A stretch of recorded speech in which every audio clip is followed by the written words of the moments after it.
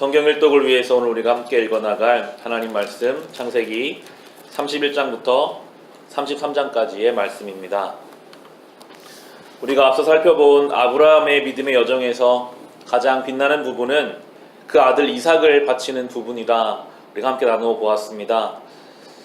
야곱의 신앙에 있어서 가장 강조되는 부분이 있다면 오늘 우리가 함께 읽어나가는 이 32장의 약복 강가에서 하나님과 씨름하였던 야곱의 모습일 것입니다. 야곱은 하나님의 인도하심을 따라 혼자 20년 전에 집을 떠났습니다. 그리고 그 20년 동안 여러 가지 우여곡절이 있었지만 하나님이 그에게 복을 주셔서 자손들도 많이 생기게 되고 많은 재물을 가지고 다시 20년 만에 고향으로 돌아오는 내용이 32장에 나오게 됩니다. 많은 것을 겪고 많이 성장하고 많이 배운 것 같습니다. 그런데 막상 20년 만에 집으로 돌아오려고 하니 여전히 해결되지 않는 형의 문제가 있었습니다. 형 에서와의 틀어진 관계, 그 문제는 여전히 남아서 야곱을 괴롭히고 있습니다. 본인이 고향으로 돌아간다는 소식을 듣고 형 에서가 부하 400명을 데리고 오고 있다라는 이야기를 듣자마자 야곱은 겁에 질려서 염려하기 시작합니다. 이 32장, 창세기 32장 7절과 8절을 보시면 그 소식을 들은 야곱의 반응입니다. 야곱은 너무나 두렵고 걱정이 되어서 자기 일행과 양떼와 소떼와 낙타떼를 두 패로 나누었다. 에서가 와서 한 패를 치면 나머지 한 패라도 피하게 해야겠다는 속셈이었다 라고 나옵니다. 야곱은 자기의 삶의 문제 앞에서 다시 인간적인 수를 내기 시작합니다. 분명히 하나님 말씀 듣고 지금 돌아오는 거거든요. 하나님이 가라고 하셔서 고향으로 돌아가라고 하셔서 하나님 말씀을 듣고 가는 길임에도 생각하지 않은 문제가 눈앞에 생기니까요. 바로 인간적인 수를 내기 시작합니다. 염려하면서 이렇게 하면 되겠구나. 그리고 기도합니다. 11절과 12절을 보시면 야곱의 기도의 내용입니다. 부디 제 형의 손에서 에서의 손에서 저를 건져주십시오. 형이 와서 저를 치고 아내들과 자식들까지 죽일까 두렵습니다. 주님께서 말씀하시기를 내가 반드시 너에게 은혜를 베풀어서 너의 씨가 바다의 모래처럼 셀 수도 없이 많아지게 하겠다 하시지 않으셨습니까? 라고 기도합니다. 받은 말씀이 있거든요. 하나님이 약속하신 말씀을 기억하면서 기도하는데도 그 마음의 두려움이 없어지지가 않아요. 기도는 기도대로 하지만 여전히 마음에 이게 해결될까? 내가 형과의 관계를 넘어갈 수 있을까? 그래서 23절, 24절을 보시면 야곱만 형 만나는 것을 주저합니다. 23절, 24절에 야곱은 이렇게 식구들을 인도하여 개울을 건너 보내고 자기에게 딸린 모든 소유도 건너 보내고 난 다음에 뒤에 홀로 남았는데 어떤 이가 나타나 야곱을 붙잡고 동이 틀 때까지 씨름을 하였다고 나옵니다. 이 강을 못 건넙니다. 기도도 하고 말씀도 받았는데 그 염려가 해결되지 않아서 자식들도 다 보내고 아내들도 보내고 소유도 다 보냈는데 본인만 못 넘어갑니다. 혼자 남았습니다. 성경은 이 야곱의 모습을 잘 보여줍니다.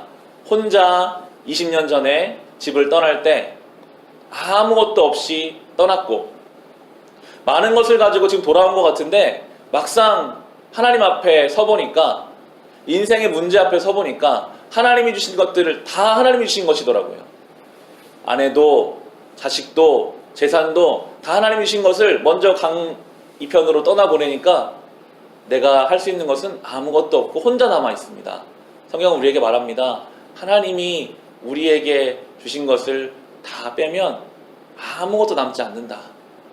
지난 20년 동안 하나님이 주신 것이었고 채워주신 것을 하나님 먼저 다 강 밖으로 보내시니까 여전히 혼자 남은 이 야곱. 그 야곱에게 오늘 보시면 어떤 이가 나타났습니다. 야곱이 지금 할 수 있는 것은 기도밖에 없거든요. 하나님께 매달릴 수밖에 없거든요. 아무것도 없으니까요. 근데 야곱이 하나님을 찾아가서 매달린 게 아니라 참 감사하게도 하나님이 찾아와 주셨어요. 너 이제 아무것도 없잖아. 나한테 매달려라. 하나님을 찾아갈 만한 기력도 없는 이 야곱의 인생에 주님이 찾아와 주셔서 야곱은 그때부터 하나님 붙잡고 씨름하기 시작합니다. 26절부터 28절을 보시면 그가 날이 새려고 하니 놓아달라고 하였지만 야곱은 자기에게 축복해주지 않으면 보내지 않겠다고 떼를 썼다. 그가 야곱에게 물었다. 너의 이름이 무엇이냐? 야곱이 대답하였다. 야곱입니다. 그 사람이 말하였다. 내가 하나님과도 겨루어 이겼고 사람과도 겨루어 이겼으니 이제 내 이름은 야곱이 아니라 이스라엘이다. 아멘.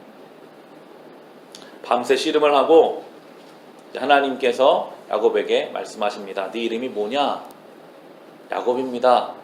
야곱이라는 이름 뜻은 발 뒤꿈치를 잡다 라는 뜻을 가지고 있고 또 다른 뜻으로 속이다 라는 뜻을 가지고 있습니다.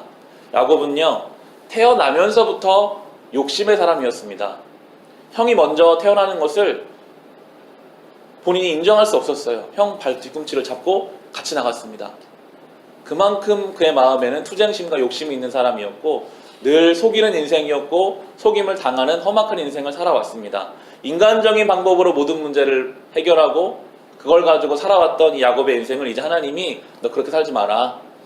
이제는 하나님과 겨루는 사람, 우리말로 겨루다 하면 다투는 것 같이 느껴지지만 하나님과 그 문제를 해결하는 사람, 내 힘으로 에서를 만나려고 하지 말고 그 문제를 가지고 하나님께 와서 이걸 하나님이 해결해 달라고 하나님 앞에 어떻게든지 이 문제를 해결하고 나서 하나님이 그 일을 해결해 가는 것을 보는 이스라엘로 살라라고 그 이름을, 그 존재를, 그 삶의 방식을 이 밤에 바꾸어 주십니다.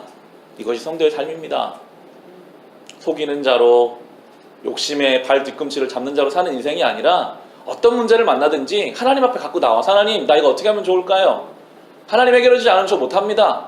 어떻게든지 주님과 함께 이 문제를 해결하고 그 인생의 문제를 향해 나아가는 것, 그것이 이제는 성도의 삶이라고 우리에게 말씀해 주고 계십니다. 이 밤에 야곱은 완전히 달라졌습니다. 사람은 변하지 않는다고 하지만 하나님 앞에서 사람은 변합니다. 새로운 존재가 됩니다. 33장의 3절을 보시면요, 야곱이 두려워서 가장 뒤에 숨었던, 에서가 두려워서 가장 뒤에 숨었던 야곱은 하나님 만난 그날 밤 이제 달라져서 그 문제 앞으로 나아갑니다. 33장 3절에 야곱은 맨 앞으로 나가서 형에게 가까이 가면서 7번의 땅에 엎드려 절을 하였다라고 나옵니다. 더 이상 속이지 않습니다. 뒤로 숨지도 않습니다. 그 문제 앞에 나아갑니다. 이제 하나님과 해결했거든요. 이제 하나님이 하실 것을 믿거든요. 그 문제 앞에 다 맡겨놓고 인간적인 수를 다 내려놓고 터덜터덜 걸어갔더니 4절 보시면 그러자 에서가 달려와서 그를 끌어안았다. 에서는 두 팔을 벌려 야곱의 목을 끌어안고서 입을 맞추고 둘은 함께 울었다라고 나옵니다. 모든 문제가 해결됐습니다. 형제 안에 있었던 미움과 시기와 질투들도 다 녹아져 내렸습니다. 이 부분을 가지고 여러 해석들이 있습니다. 왜 에서는 400명의 부하를 데리고 왔을까?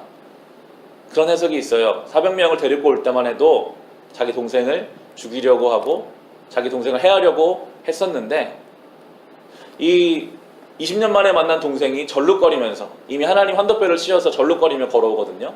밤새 기도를 한 그 초췌한 몰골을 보자마자 그 에서의 마음에 있었던 미움이 다 녹아내려지고 가서 끌어안아 준 하나님의 역사이다라는 해석들도 있습니다. 성경에 에서가 어떤 마음이 나오지 않으니까요. 어찌되었든 하나님이 그 문제를 해결하셨습니다. 하나님은 오늘도 우리의 삶의 문제를 주님께 맡기는 자들의 그 삶을 하나님이 해결해 가시는 분이십니다. 우리도 야곱이 아니라 이스라엘로 살아갑시다. 야곱으로 살면 피곤합니다. 오늘 본문을 묵상해 보시면요, 야곱은 끊임없이 생각해요. 이거 이렇게 하면 어떻게 될까? 저렇게 해도 괜찮을까? 자기의 인간적인 수로만 사는 인생은 늘 두렵고 늘 염려되고 완벽할 수가 없습니다. 성도의 삶은 이제 그것들을 다 주님께 맡겨드리고 주님과 함께 겨루어 이제 주님이 일하시는 것들을 경험하는 삶입니다. 이 하루를, 이 새해를 주님 앞에 복된 이스라엘로 살아갈 수 있으시기를 주님의 이름으로 축원합니다.